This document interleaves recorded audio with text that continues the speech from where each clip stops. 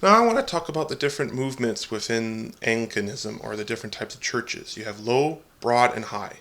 So low church tends to emphasize less on ritual and be a little bit more Protestant, or they would be called evangelical. So they tend to have like more or less ritual. Sometimes they may not have a Eucharist, more contemporary music, maybe pipe organ, and they just do morning prayer or evening prayer. That's what they would emphasize more on in low church.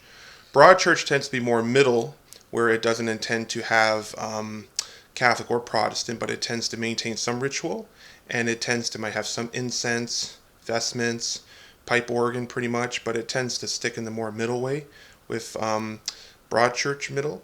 And then you would have high church. Now high church tends to be more Anglo-Catholic, where it emphasizes a lot on Catholic and more on ritual, the smells and bells they would call it.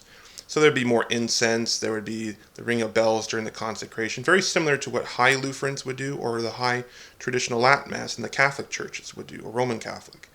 And that's what a lot with the high church would do a lot with in theirs. They would have like low, broad, and high would have lay readers that would assist, or servers. Some might have chalice bearers, some might not. Some might have just an altar rail is either. It all depends on the different movements and what they bring to the different styles of the movements. And it tends to bring a very interesting richness to Anglicanism, which is middle way in both the emphasis. Because one was called the Oxford movement in the 1800s of high church, and they wanted to maintain a Catholic identity, where a lot of low churches, where they tend to be more, want to emphasize more on Protestant. So that's why the broad was kind of brought in as a middle way to keep the balance between all three of the different styles of church movements within Anglicanism, the C of E, the Episcopalians, whatever you want to call it, which is very interesting.